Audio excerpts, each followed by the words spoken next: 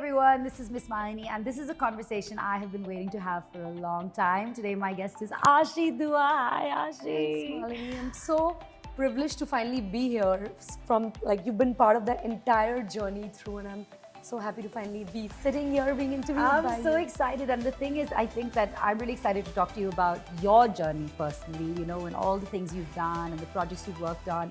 And I think that we bonded very randomly in Goa at Falguni and Shane's party. Oh my God, yeah. On the sand, on the side, we had a yeah, chat. yeah. And I still remember what a great, meaningful chat we had in a world full of, which tends to be a little bit shallow sometimes. But first of all, congratulations, Love Stories 2 is out, and I saw it and I absolutely fell in love with all the stories. It's bigger, it's bolder, it's funnier, it's more irreverent than you've ever seen before.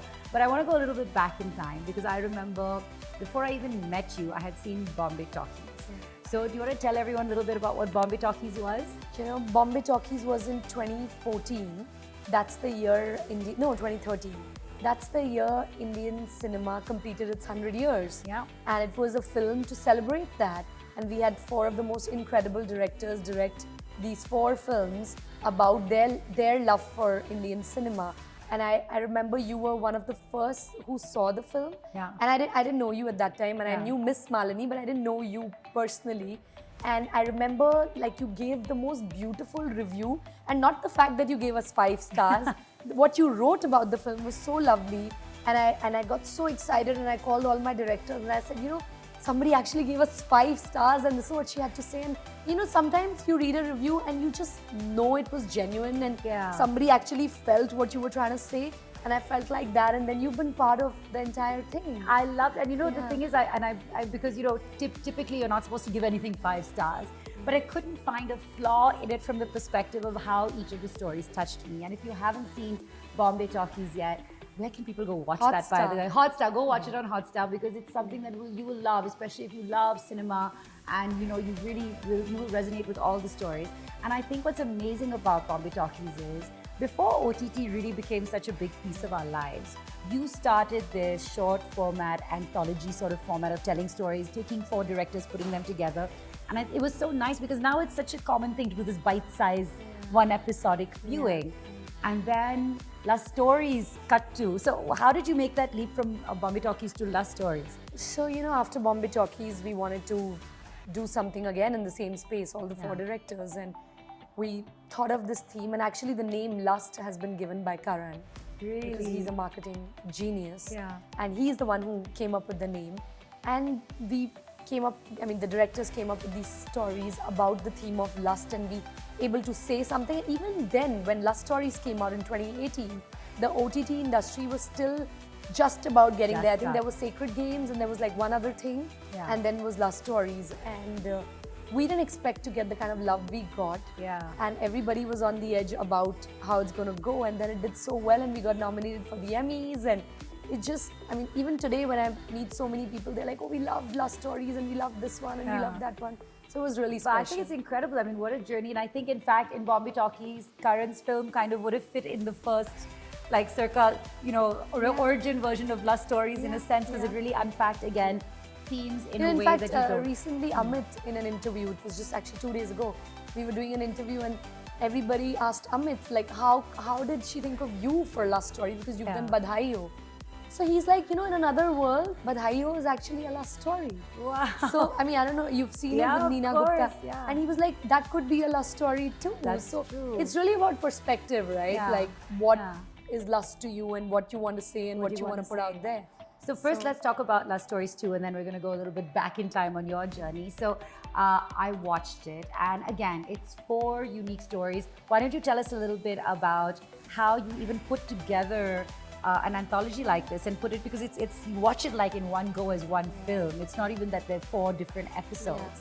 So how do you even put that together? But that's the idea, that people watch it together, and I hope people watch it together. Yeah. The thing is that with the same theme, there can be so many different perspectives and so many different ideas, and everybody's voice and storytelling is so different, right?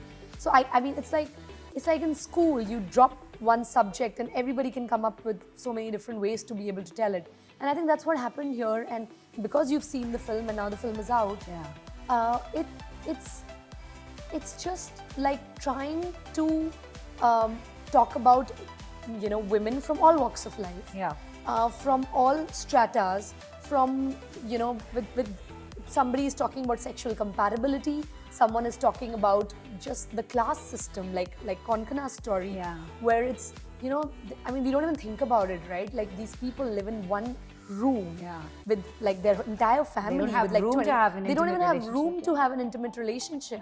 So trying to delve into that, but not in a very subtle way. And all these notions, even Sujoy's, which is a thriller with a whole element of lust and Amit's, which I mean, spoiler alert, I don't want to talk about it here. So all the stories are so different. Neena Gupta's story.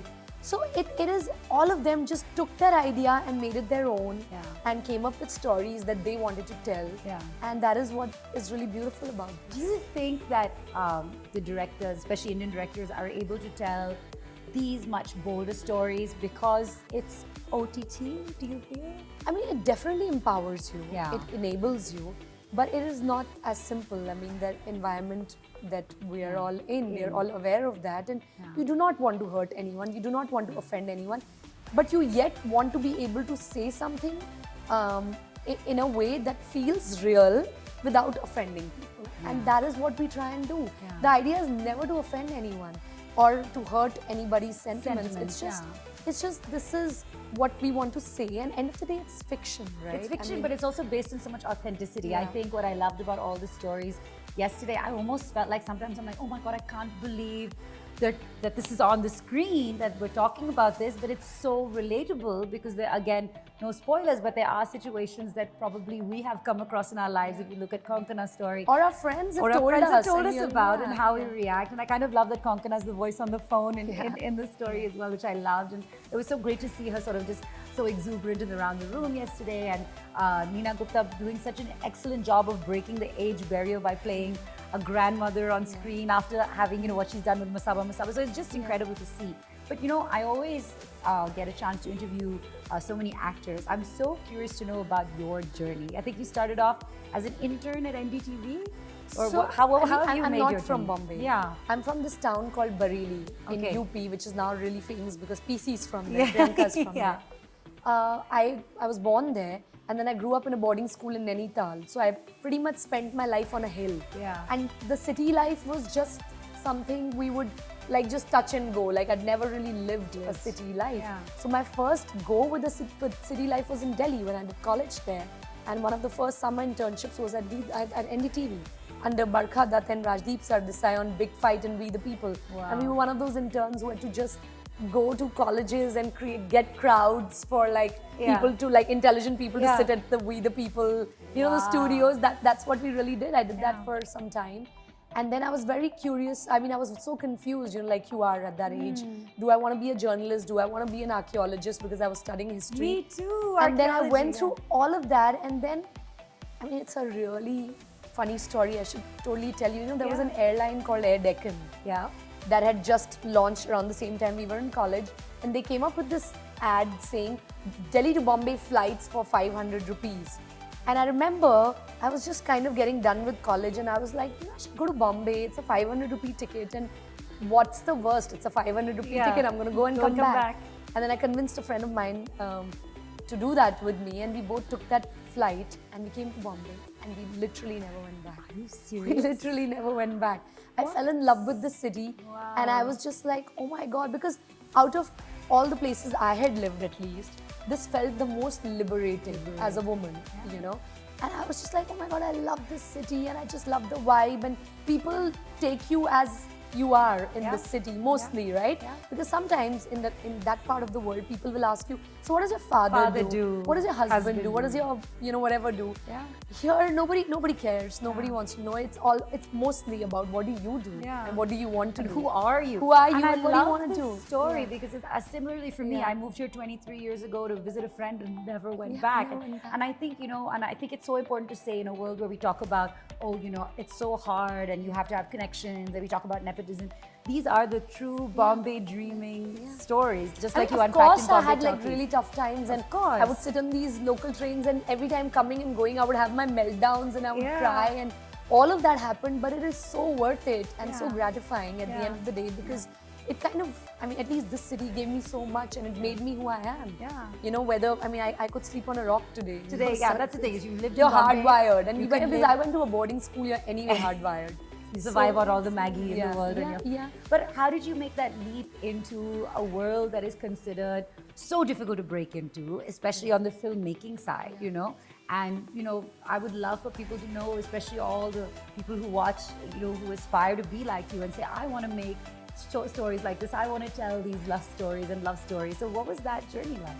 You know, so I never moved here to be a producer, because Yeah. where I come from, you don't move to become a producer, because what you're told or what you understand, at least back then, that a producer's job is someone who's just putting in the money into a project, right? And that is what I believed, that okay, if the producer puts the money and everybody's Comes doing their together, job and yeah. all of that. But when I moved here and I was interning at Percept, and I fortunately, and I thank that day in my life, I met Anurag Kashyap. Wow. And I met him, and you know, we got talking, and he was making a film for them at that point. And you know, he was going to start making a film called Dave D. And he was like, you know, you could be good at producing. And I was like, how can I produce? I don't have money. And he was like, that's not what a producer does. A producer actually puts the project together. And you will get the money if you put the project. And he explained to me how it works in the West, and he educated me. Like literally, it was like going to school. Yeah. He educated me about a producer's job. He educated me about how you can really go about things if you have a good idea and if you have something to put out there.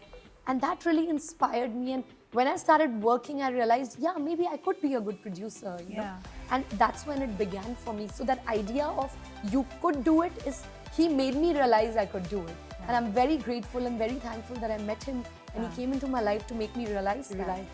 So, and I hope to do that sometimes, even in a tiny way for somebody else, because you have felt certain things in your journey, right? I'm sure you felt where, you know, when you've been on a set, you know, people ask me what would you like to change on a set? And I'd like to make it more inclusive, because you've been that person who's been there, who's outskirts, who doesn't know, should I be sitting and eating lunch with them? Should I be outside? Should I be inside? What should I be doing? What's the appropriate behavior? So just to make people feel a little more included, make people feel more accepted, because that's what we faced when we've come here.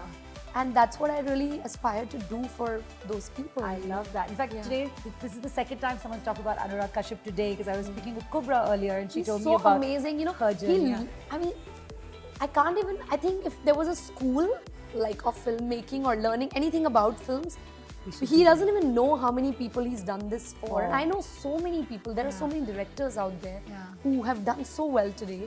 And music directors. Amit's first film was Dev D. Vasan. There are so many people that he has given careers to, and actors, and he has no idea that he does that. He just does it, and he has no idea he's done this for those people. I love that. And he's amazing. And I remember I asked him once, because I fell in love with this, again, anthology series called New York, I Love You, and Paris, Je T'aime. And he said that he had worked on a series called Mumbai, I Love You, which never got released apparently. So I'm hoping one day, Gio, that you release this series.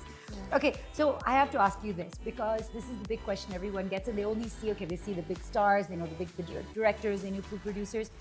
And you know, it's not so much about, again, the glass ceiling, but being a woman in this field, and you do it with so much grace and elegance, and I've never seen you, you know, ranting and raving about things, and I'm sure you've come across your, you know, suite of challenges as well.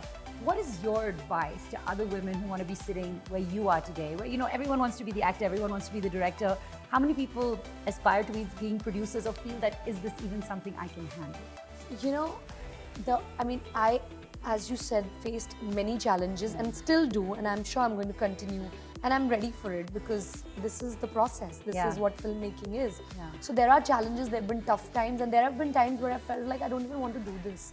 I want to just like get out and do something else. So we've all had our days.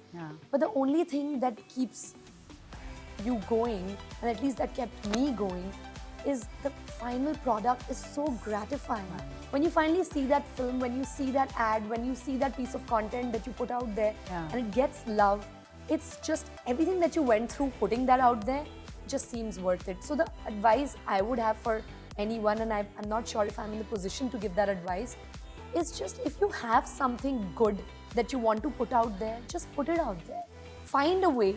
And I know it's, I hear it in interviews, people say find a way, and I know it's not easy. easy. I know it's not easy, but Yeah. somehow try and find the way, whether it's just on your phone or just in any way that you can, and try and put something out there, because step by step it's going to get, because if you really have it in you, it's going to get somewhere, and someone's going to watch it, and someone's going to want to produce a film for you or direct a film for you, or something is going to work out. You just have to put your head down and do the work. People are going to tell you, there are going to be lots of biases.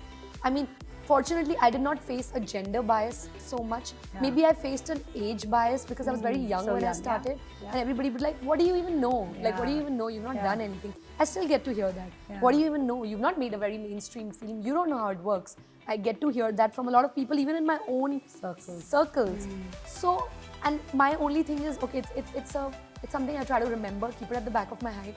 And I'm like, okay, I'm not going to retaliate to it today, but maybe I'm going to make a film that'll answer that. Oh, I love that. So that's all you can do, because you can't keep fighting the system. You just have to be a part of it and then try and change it in your way that you can. I want to see the film that unpacks your story. That girl who bought the 500 rupee Deccan airline ticket to Bombay and never went back. That's the movie I'm here for. But I'd love to know from you, what is that one thing nobody tells you about being a producer that you wish you had known before you started doing it, that really helps? It's an extremely thankless job. Like, it's the most thankless you don't job. Get the credits. You ask any producer, really? They will tell you it's a thankless job. Because, and it's okay, producers are aware of it, it's a thankless job. They're not the most loved people on set sometimes, but actually, if people really start to see, they're the people actually from a distance looking out for everyone on set. So people will complain. The producer's nodding over here. It's true, right? Yeah. It's a very thankless job, because if the film does well, everybody talks about the directors and the actors. Yeah. And sure, the producer sometimes makes money, sometimes, not always. It's also a myth that the producer makes the maximum money. They do not. True. You know it, right? So producers don't make the maximum money, but it is a thankless job. But we love it. We thrive in it. You thrive in it. Yeah. I love that. I also love that your company is called Flying Unicorn. Where did that name come from? I was 21. That's all I can say. I was. In my defense. I believed in unicorns. I still do. I love and it came. When I started the company, I was very young, and that name just stuck, and it's here now. I love it. And I have to ask you, because we were also proud to see you go to the Emmys. What was that experience like to take Indian stories, especially anthology like Lust Stories there? What was the response like? How did it feel? It was really surreal. I did not even expect to get nominated at Filmfare. Yeah. And we didn't. And we got nominated at the Emmys, and it was really surreal. Yeah. It was us and Sacred Games that year, and it was really amazing. Just to be in that room, meet those amazing people, and just see people from all over the world, right? It's the international Emmys. So there were these people from China, people from Canada, people from Korea. It was incredible. It was just a privilege to just be in that room. Yeah, and it's a real mark and testament again of that thankless job, of how much effort you put in. I also love that you wear so many hats. I don't know if everyone knows that you also do something called Dhoom Dham Weddings. So tell us about that. So it's with my friend, like one of my closest friends. She's a fashion stylist, one of the best that we have, Tanya Ghavri. So her and I were just like, because we're both always so stressed about the work we do. It's her, films and her shoots, and I'm constantly. So we were like, let's just do something for fun together. Yeah. And we started this, and now we are in our 6th year, and we've done 6 cities, and we've gone international with Dubai, and hopefully going to go to other Asian countries. Amazing. And it just worked just well tell for everybody us. what it is. It's like this massive pop-up. It's a curation of designers that Tanya curates that we take to different cities annually during the festive season, and some really incredible designers, some known, some really unknown, that she finds through her whole process of styling, and we put them out there, and usually we get a really good turnout of people who come and enjoy this during the festive season. So it's giving a platform to all designers, creators under one roof during the festive season. And it's perfect because we're here for the weddings. And I'm really excited to see. So it's weddings, festive season, all everything. of that. Amazing. So a couple of things that I think that people would love to hear from you, especially for those who are now understanding that penny has dropped, that, oh, I don't have to have all this money to be a producer, I need to have a skill. So what is a day or a week in your life like? You know, I have 2 babies. Yeah. So my life is chaos all the time. And I wouldn't have it any other way. So it's like, you know, all working women, right? We're constantly juggling. We're literally, and we're amazing at it, multitaskers. Only women can do that. And I mean, it's all my entire day is between my kids, just making sure their life is okay and their routine is okay, and then my work. And I mean, if we are shooting, we are not shooting, we are developing right now. Like, all my stuff is shot and we are in post-production, and now I'm developing 2 feature film scripts. Wow. So just being in writers' rooms, to shoots, to with my kids, with all of this together, you know, you're the biggest multitasker there is. I think, but that's the thing, being a producer requires the skills, especially, right? Because you have to keep so many tabs open in your head. And also like constantly keep everybody at ease, and keep yourself at ease, because everybody is coming to you with whatever sets of problems, and trying to resolve one problem at a time. That's what a producer's job is on a daily basis. One problem at a time, because there's going to be problems every morning when you wake up.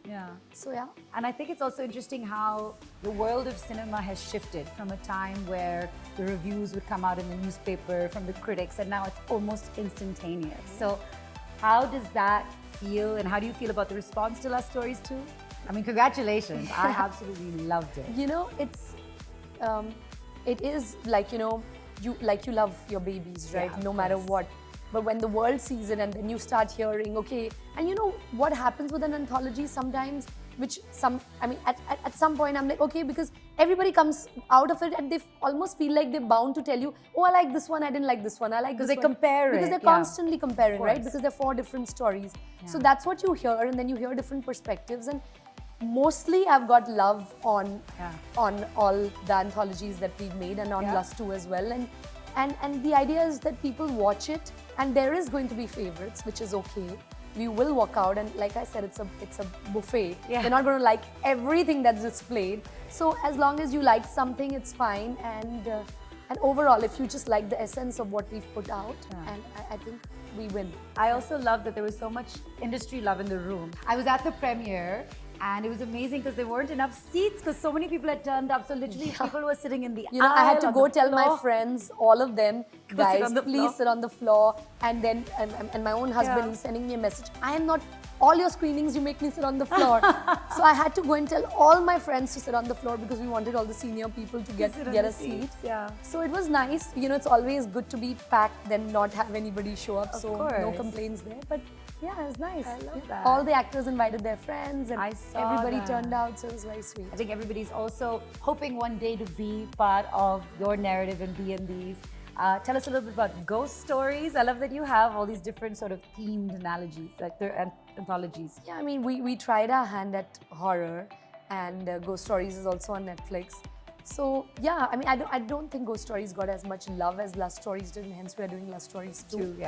But that's what it is. Some work, some do. Is there a Lust Stories 3 on the cards? We will know soon. I love that. And we had asked, we have a good creator community where we ask people to send in some questions for you. So I would like this one. If Ashi could travel back in time to attend any film premiere or award show in Indian cinema history, which event would you choose and why? In Indian history? Yeah. It's a very nice question. It's a good question. I was like, this is a good one. Since Bombay Talkies was the 100-year celebration, it's apt. I would like to be in a room with actors that we never got to see, you know. In the flesh. In the flesh, yeah. So I'd like to be in the room where you had your Raj Kapoors and the whole, the flamboyant, the world back then. I would love to have seen Parveen Bobby perform live and all of that. Yeah, I'd love to see how they walk around the functioned room. and how they were with each other, or just be in rooms where they had conversations about films and how films got made then.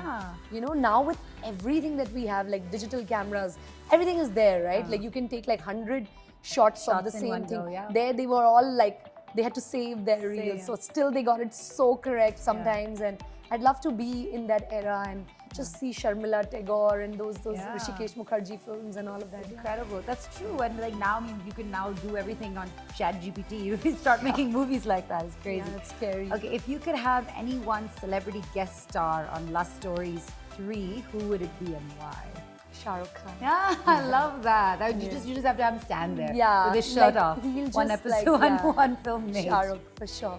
Just him saying anything feels like, okay, I'll do it. There you do it, exactly. And last 2 questions. What's the craziest on-set story you can share? Craziest on stunts on Lust 2? set? Yeah. So on Lust 2, you know, with Sujoy's film, I mean, now that you've seen it, Yeah. Vijay and Tamanna didn't know each other, you know, when they Yeah, came they on met. set, and they were both really awkward, and yeah. they were both like, well, we don't know. I mean, at least especially Of Tamanna, course, you know. yeah. And Tamanna has this huge fan following in the South, and people love her and all of that. So she was a bit skeptical, and then obviously they did, and they did a great job. And then now to see them together, I think that's the Sweet. great. You know, it was just An like literally icebreaker. when I saw that they met, they didn't know each other, and today to see them together, it's great. That's incredible. And that's a real power of being able to Yeah. put people together.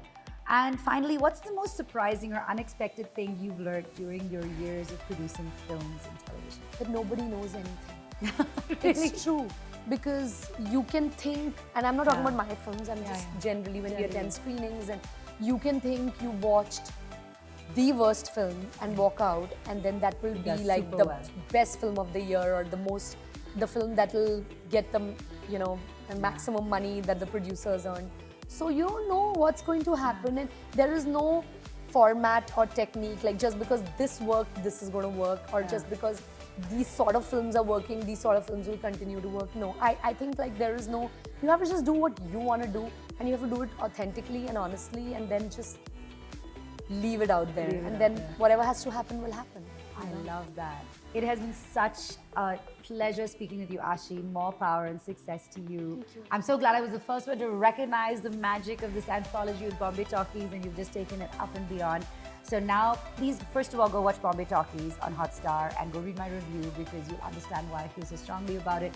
And then, of course, Lust Stories 2 is out now on Netflix. What is something you'd like to say to everyone who is about to go and watch it, something they should keep in mind? Just own your desires. It's okay to feel lust, because that's how we're all here. And watch the film and enjoy it. That's it. Absolutely. Thank you so much for watching. Bye.